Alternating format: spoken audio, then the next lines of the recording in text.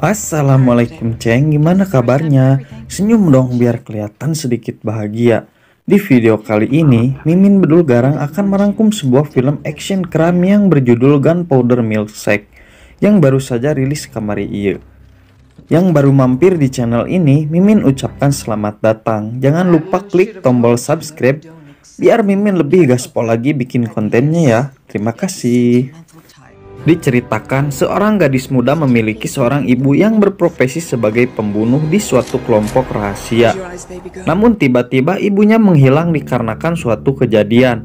Untuk melanjutkan hidup, gadis muda itu tak mempunyai jalan lain selain mengikuti jejak sang ibu.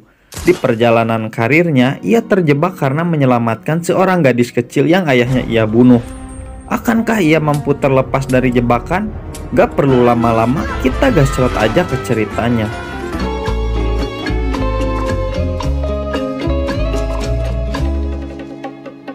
Film ini dimulai di mana gadis muda bernama Samantha yang kita panggil Sam. Ini bebengetannya. Ia melakukan pekerjaan dari kelompok mafia yang bernama The Frame untuk membunuh seseorang. Namun tak terduga, anak buah seseorang yang ia bunuh mengetahuinya dan menyerbunya. Karena terjebak, terpaksa ia membunuh semua orang yang menyerbunya. Setelah kejadian itu, ia pun segera pulang untuk mengobati lukanya. Saat sedang menjahit lukanya, ia dihubungi oleh seorang bos yang bernama Nathan. Ini bebengetannya. Pak Nathan memberi pesan agar segera menemuinya di kafe tempat biasa. Si Sam pun segera berangkat. Saat menunggu, ia mengingat kejadian 15 tahun yang lalu di mana ia terakhir bertemu dengan ibunya yang bernama Scarlett. Si Sam sedang menunggu ibunya di kafe. Saat datang, sang ibu menanyakan pesanannya dan ia berucap bahwa ia terburu-buru. Namun si Sam meminta ibunya untuk duduk sebentar menemaninya meminum sebuah milkshake. Setelah itu, ibunya tiba-tiba menghilang dan datanglah pria yang mencarinya. Pria itu menanyakan kemana ibu si Sam pergi sembari melukai si Sam. Tak terduga, ibunya datang dan membunuh semua pria yang mencarinya. Si ibu pun segera pergi. Saat si Sam mengejarnya, ia ditahan oleh Pak Nathan.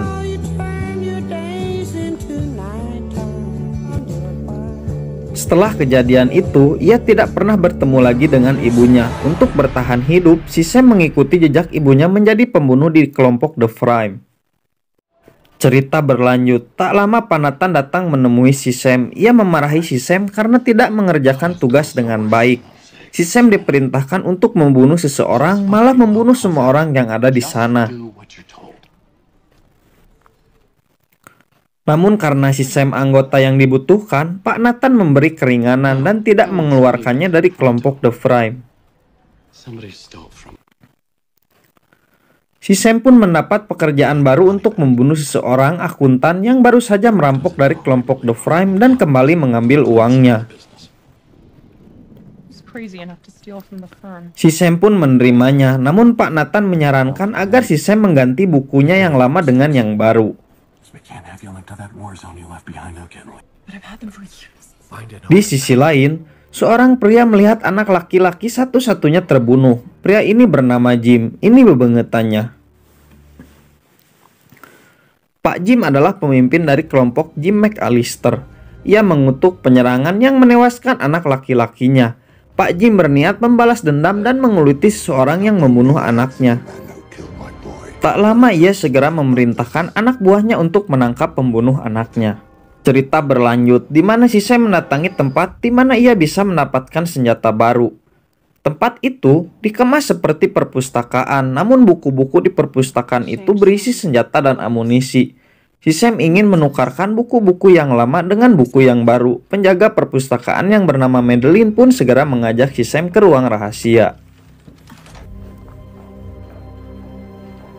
Di sana, ia diinterogasi oleh petugas lain yang bernama May dan Florence. Namun petugas menyadari bahwa si Sam mirip dengan kawannya yang menghilang. Si Sam pun mengaku bahwa ia adalah anak dari seorang wanita yang menghilang itu. Madeline dan kawan-kawan pun pangling melihat si Sam yang dulu kecil telah tumbuh dewasa dan menjadi seorang pembaca buku, dalam artian pembunuh. Mereka segera memberi si Sam berbagai macam buku yang ia butuhkan. Setelah itu, si Sam segera pergi untuk mengerjakan pekerjaannya. Si Sam dengan profesional menyelinap ke tempat target beristirahat. Saat bertemu dengan target, ia pun berucap untuk memberikan uang yang ia curi dan segera pergi karena si Sam sedang tidak mood untuk membunuh. Tak terduga, pria itu melawan. Akhirnya si Sam menembak pria itu di perutnya. Telepon berbunyi. Pria yang terluka itu pasrah dan mengangkatnya. Pria itu dihubungi seseorang yang menculik putrinya dan meminta tolong kepada si Sam untuk membawakan anaknya. Si Sam menyadari sesuatu. Ternyata pria itu terpaksa merampok uang untuk menebus putrinya yang diculik. Ia pun bergegas membawa pria itu ke dokter untuk diobati.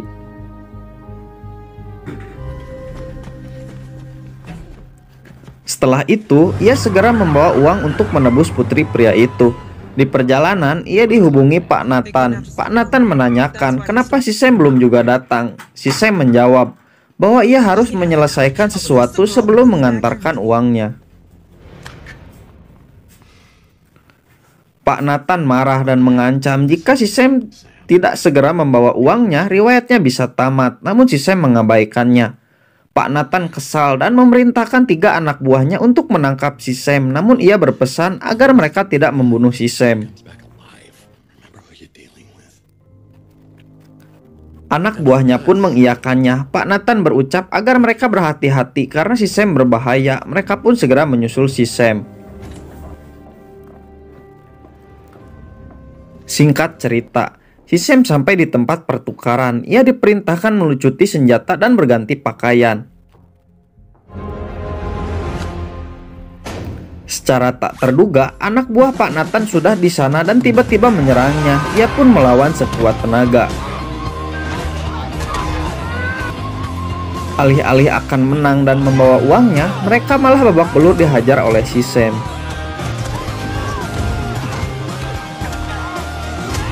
Si Sam pun segera menukar uang yang ia bawa dengan anak yang diculik. Setelah pertukaran, ia segera mengejar penculik dan berniat menghajarnya. Namun tak terduga, si penculik yang berjumlah 4 orang saling bunuh-membunuh karena uang dan akhirnya mobil yang mereka naiki meledak menabrak sebuah tiang. Si Sam pun segera menghampiri untuk mengambil uang yang ia bawa. Namun itu tak mudah, ia harus berhadapan dengan penculik. Saat akan mengambil uang itu, penculik yang saling bunuh melempar bom dan meledakkan semua uangnya. Si Sam pun menang, namun ia tidak menyadari bahwa satu penculik masih hidup dan tak terduga menembaknya. Tembakan itu hanya menggores lengannya. Si Sam kesal dan menembak balik penculik itu. Setelah itu, si Sam segera menemui anak yang diculik. Anak itu bernama Emily. Ia berniat mengajak Emily untuk bertemu ayahnya. Di sisi lain, anak buah Pak Nathan yang diperintahkan menangkap si Sam sedang diobati di rumah sakit. Rumah sakit itu adalah rumah sakit yang sama di mana si Sam membawa pria yang ia tembak untuk diobati. Anak buah Pak Nathan yang mengetahui hal itu dari dokter segera memerintahkan dokter untuk melumpuhkan si Sam dan mereka akan membayarnya. Mereka pun menyusun rencana. Si dokter akan berucap 60 detik setelah berhasil menyuntik si Sam. Tak lama, si Sam dan Emily datang untuk mengecek operasi ayah si Emily. Namun ternyata ayah si Emily sudah meninggal. Si Sam pun bingung bagaimana menjelaskan bahwa ia yang membunuh ayah si Emily. Suster yang melakukan operasi segera mendatangi dokter untuk memberitahu bahwa si Sam sudah datang. Dokter pun segera menemui si Sam untuk menjalankan rencananya. Namun si Sam tak mau diobati dan si dokter pun memaksa dan menyuntikkan sesuatu kepada si Sam. Setelah menyuntik si Sam, si dokter pun segera kabur dan meneriakkan kode 60 detik. Si Sam pasrah, lengannya yang disuntik lumpuh tidak bisa apa-apa. Ia menyadari bahwa akan ada yang menyerangnya dalam 60 detik. Namun ia tak menyerah dengan memerintahkan si Emily untuk mengikat senjata di lengannya dengan perban. Di luar, suara anak buah Panatan memanggil nama si Sam dengan geram dan berniat membunuh si Sam. Si Sam pun meminta si Emily membuat tameng untuk si Sam. Pertempuran pun terjadi. Anak buah Panatan yang memiliki banyak luka menyerang si Sam yang lengannya lumpuh. Si Sam diserang dari segala arah dan melawan dengan segala cara yang ia bisa. Dan akhirnya semua anak buah Panatan dapat ia lumpuhkan. Setelah kejadian itu, tiba-tiba telepon anak buah Panatan berdering. Si Sam memerintahkan si Emily untuk mengangkatnya. Panatan kaget kenapa telepon itu diangkat oleh si Sam. Sekalian saja Panatan mengabarkan bahwa ia sudah tidak bertanggung jawab untuk si Sam. Si Sam pun segera pergi membawa si Emily. Di lift ia bertemu dokter yang menyuntiknya dan berniat membunuhnya. Namun si Emily menahannya dan si Sam pun mengundurkan niatnya untuk membunuh. Panatan segera menghubungi Pak Jim untuk mengabarkan bahwa pembunuh itu adalah si Sam. Dan ia mengirimkan lokasi si Sam agar Pak Jim tidak menyerang The Frame karena meminta pertanggungjawaban kepada si Sam.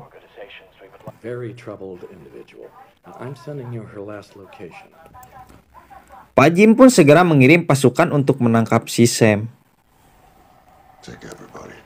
Cerita berlanjut, si Sam masih bingung bagaimana ia menyetir mobil karena lengannya masih lumpuh. Ia pun memerintahkan si Emily untuk membantunya menyetir mobil. Saat mereka baru menjalankan mobilnya, tiba-tiba dua mobil anak buah Pak Jim menembaki mereka. Untung mobil si Sam anti peluru. Si Sam pun berhasil kabur dan bersembunyi, namun persembunyiannya itu gagal karena si Emily tidak sengaja memencet klakson. Anak buah Pak Jim kembali menghujani mereka dengan tembakan, namun si Sam tak mau kalah dengan menabrakkan mobilnya ke mobil anak buah Pak Jim yang membuat mobil anak buah Pak Jim terseret. Akhirnya si Sam berhasil kabur, namun tak disadari anak buah Pak Jim yang menyetir masih hidup dan diam-diam mengikuti si Sam. Saat membuntuti si Sam sampai persembunyiannya, ia segera memberitahu tempat itu kepada bosnya.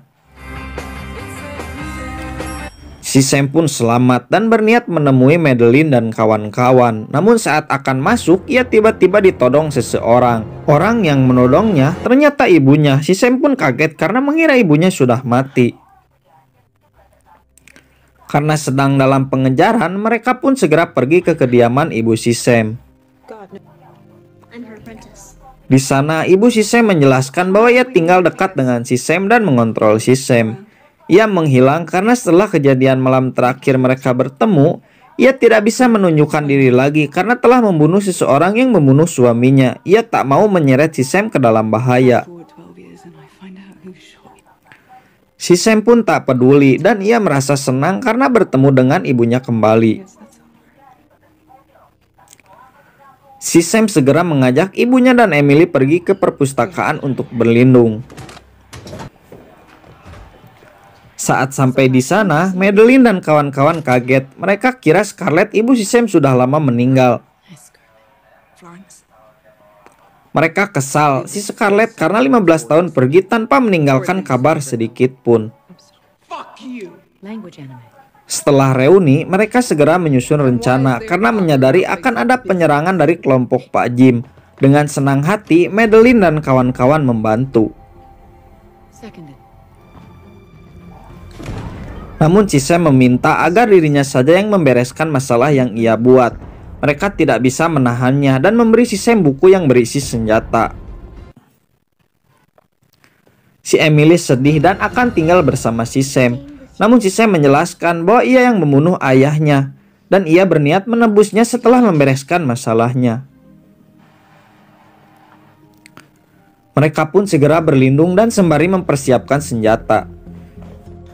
Tak lama anak buah Pak Jim datang sebagian karena sebagian masih di perjalanan. Mereka segera masuk dan mencari si Sam. Si Sam yang bersembunyi segera menyerang dan terjadilah pertempuran. Saat si Sam kewalahan, ibunya datang membantu. Di sisi lain, keponakan Pak Jim dan pasukannya yang sangat banyak masuk dan menyisir seluruh gedung perpustakaan. Bu Florence bersiap-siap dengan Bu May untuk pertempuran, sedangkan Bu Madeline menjaga si Emily di dalam van yang telah terpasang Gatling gun. Saat mereka semua berpapasan, pertempuran tak terelakkan lagi.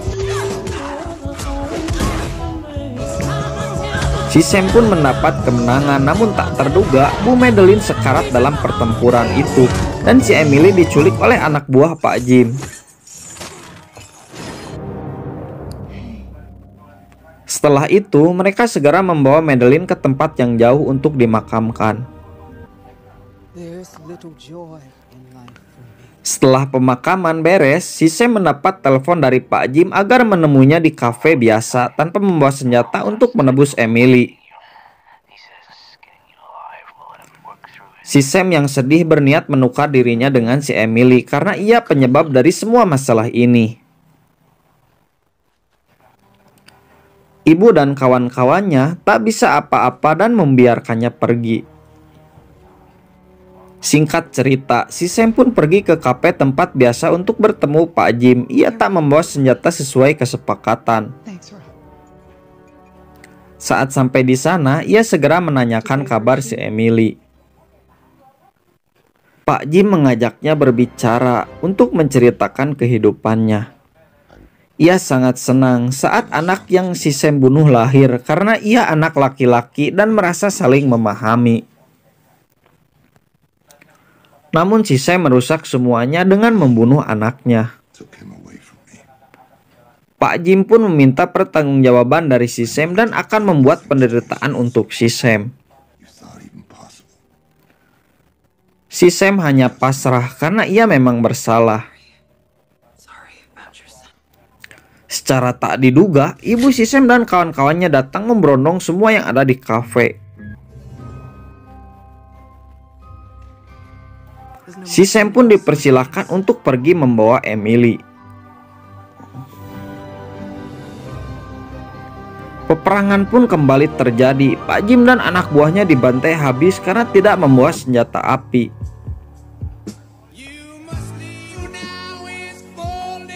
Setelah kejadian itu, si Sam dan kawan-kawan pergi ke tempat menjauh untuk memulai kehidupan yang baru. Si Sam mengingat kepada Pak Nathan yang menyerahkannya kepada Pak Jim. Ia berniat membalas dendam dan memberi peringatan bahwa The Frame tidak selamanya tak tersentuh. Si Sam pun cemas dan meminta maaf kepada Emily dengan menjelaskan semuanya. Namun ternyata si Emily sudah memaafkannya karena si Sam sempat berusaha menolong ayahnya yang terluka. Kehidupan pun kembali damai. Si Emily menjadi murid si Sam. Dan cerita pun tamat. Jadi pesan moral yang bisa diambil adalah teuing lieur mimin oge.